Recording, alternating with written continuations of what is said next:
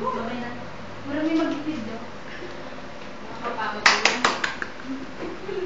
Lungkot-lungkot ko. Alat lang. Alat lang.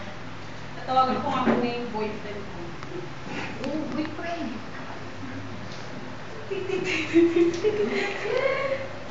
Hello? Hello? Sorry, kinda out of cover. Ano ba naman yan? Kailan kailangan ko siya, hindi ko siya makontak. Sandali. Tawagan ko na lang si mama.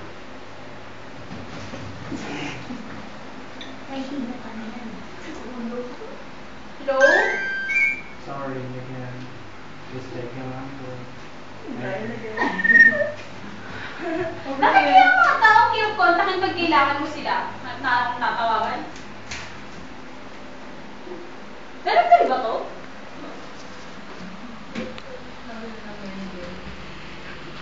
Ito na lang tatawagan mo.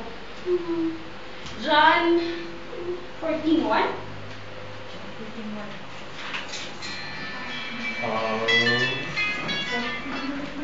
When you are in sorrow, just read John 14:1. It says, let your heart be troubled. Trust in God and also in me. Thank you. Uy, astig yun na rin ito na. Pero maganda. Pero medyo na-enlighten naman ako.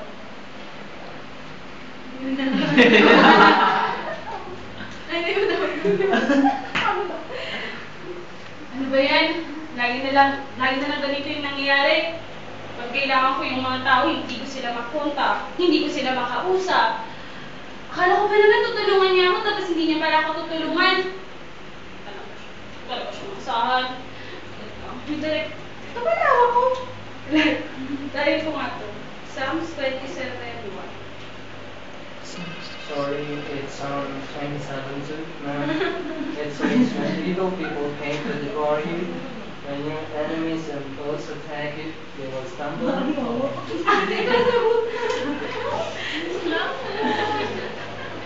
Chinese guy na. Japanese. Parang medyo magulo. Pwede ko ulitin? Psalms 27:2. Down? Now we are correct. When the evil people came to devour you, when your enemies and foes attack you, they will stumble and fall. Ganun pala yun. So, kapag basta maganda naman yung case, so, hindi naman makabayaan yan. Ganun pala yun. Malas gilayin ako. Ala, bakit magagalan ka? Hindi lang ako lahat. Lalo pa nanib ako. Lahat. Ano to? Psalms 91:1-3. Hello? Hello. Those who live in the shelter of the Most High will find rest in the shadow of the Almighty. This I declare about the Lord. He alone is your refuge, your place in safety. He is your God, and you trust Him, for He will rescue you from every trouble, protect you from deadly disease. Thank you, God. Ay, oo nga naman. Bakit nga naman ako matatakot? Sabi nga, di ba? Kung God is with me and be against me, bahala mo sila. That's Marian. Ano ba yan? Paulit-ulit na lang yung nangyayari sa akin. Wala nang bago. Tapos, sabi nila kapag nag-decide ka daw sumunod kay God, lagi siya nandyan. Bakit parang hindi ko siya makita? Bakit parang siyang out of coverage, lagi? Ano kaya? Ito na nga lang. Psalms 1:13. God examine you. Examine your heart and know everything about you. He knows when you sit down or stand up. That's all. Just read the whole chapter. Ba't natin yung voice prompt na yun ah? Pero yun, sa bagay, hindi mo naman kailangan makita yung mga bagay-bagay para maniwala kayo. Minsan di ba sapat lang ngayon? Nararamdaman mo sila. Ay, talabas nga ulit. Kasi yung luwas. Siya sa loob ba siya naman? Bakit kaya ganito, sabi ko dati, pag naniwala ako, magiging malakas yung faith ko. Pero ngayon parang magiging lukewarm na ako. Kasi parang wala lang. Yun. Minsan magulo talaga eh. Minsan, ay, ewan. Sabi ko yung callmate ko. Hebrew 11:41. 11:12. Pwede na tayo ko. Hello, your Lord is unsufficient. However, please read every 11 verse 4. The other verse says, well, please read because we have a sufficient time. Ganon? Paano mo mag-reload dito? Hindi nga. Basahin ko na nga lang yun. Pero mas muna ako. Please pray.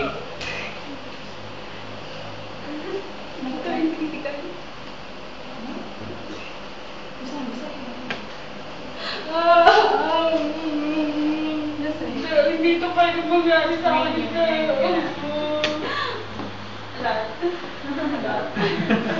Wala nakalay. It's like 13, 4 to 7.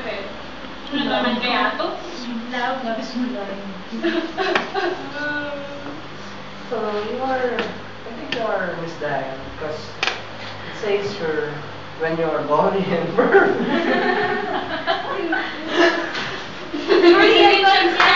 Please follow the instruction, ma'am. Ala, 1 Corinthians 13, 4 to 7. Ala! Sorry, ma'am. Love, yun. Anyway, ma'am, I think we have an error. So I think we should stop this. So this is the end of our skit. Ang blessing ko ngayon naman, dako na lang kitang problema, ngunyan, sige kitang kaka-consult sa iba.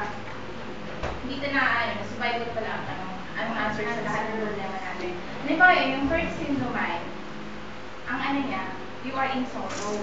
Ngunyan, hanapin mo sa directory, tignan yung directory sa Bible. Yun ang directory natin. So, tignan yung number, tignan yung number is John 14:1. Ang sabi naman sa John 14:1, When you are not in trouble. don't let your hearts be troubled. Trust in God and also in me. Pag nasa sorrow ka, nakapit ka may problema. Sabi yung John 14:1. Tapos, halimbawa naman, when someone causes you to fail, ang hidayat ko number is Psalm 27:2. Sabi naman, when evil people come to devour you, when your enemies impose attack you, they will stumble and fall. Diba, yun ang sagot. Mahaba kaya siya yan. Tapos sa pangatlong sin, when you are in danger, ang sagot duman, i-contact mo sa Psalm 91, verses 1 to 3. Yung sabi ko sa akin sabi doon, those who live in the shelter of the Most High will find rest in the shadow of the Almighty. This I declare about the Lord. He alone is your refuge, your place and safety. He is your God and you trust Him. For He will rescue you from every trap and protect you from deadly disease. Yun, when you are in danger, yun ang hidayat mo. Tapos when God, since parang feeling mo malayo sa'yo sa Lord. Hidayan mo yung Psalm 139. Yung the whole chapter ng 139. Pero nagpaalam ako ilang verses naman. Sabi ko guys, kapag feeling mo malayo sa'yo, nagkakamali ka. Kasi sabi it is written, God examines your heart and know everything about you. He knows when you sit down or stand up. He knows your thoughts and when you are far away. He sees you when you would travel and when you rest at home. He knows everything you do. He knows what you're going to say even before you say it. Ibig sabihin, omnipresent si Lord. Okay? Kasi yung sunod na situation, when your faith needs steering, kung nag-ano na sa faith mo, medyo na. Hidayat mo yung Hebrews 11, verses 4 to 12. Please read na lang kasi mahaba yun. About love yun. Kasi because of love, nagkakaroon tayo ng faith. Tapos, another problem, another situation. When you are lonely and painful, basahin mo yung Psalm 23. The whole chapter na naman yun. Tandaan mo, sinabi ni Lord, it is written, God is your shepherd, you have all that you need. He lets you rest in green meadows, Masira yun dyan. He leads you beside peaceful streams, He renews your strength, He guides you, etc. etc. Yan.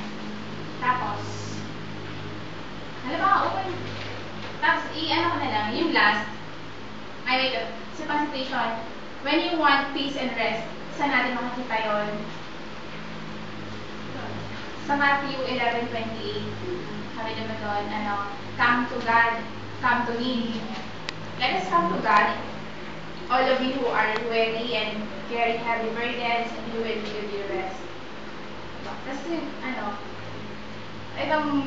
i-memorize sa parate, yung taong ikukontak natin, ito yung number, yung Jeremiah 33:3.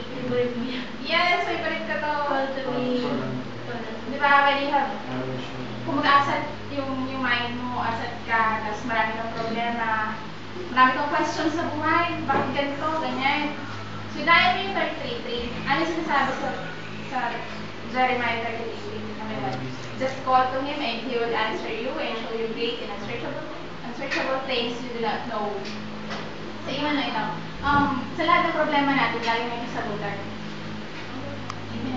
Tapos, ako siya, ang title ng yung Bible Emergency Numbers.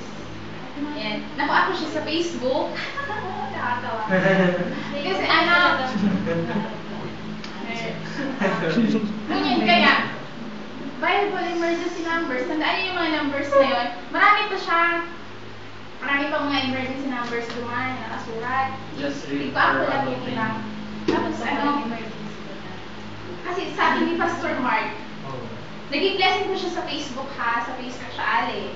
Sabi sa kayo ni Pastor Mark, kasi sabi ko, Pastor, nakaka-tell yung Facebook, isa ito siguro sa mga, sigurado, isa ito sa mga schemes ni Satan. Isa ito sa mga strategies ni Satan para yung tao magpalayo kay Lord, hindi siya magpalayo. Tapos, imbis ba yung time ginagamit sa pagbabasa ng Bible, Facebook, ouch! Tapos ito, sabi, nag-reply siya, hindi naman masama yung bagay kasi ginagawa mo siya kay Lord, tapos ginagawa mo siya sa tama, ginagamit mo siya sa tama. So yung time na yun, nakipag-chat ako kay Pastor Mark, nagkakalo siya kami, at least nagamit ko siya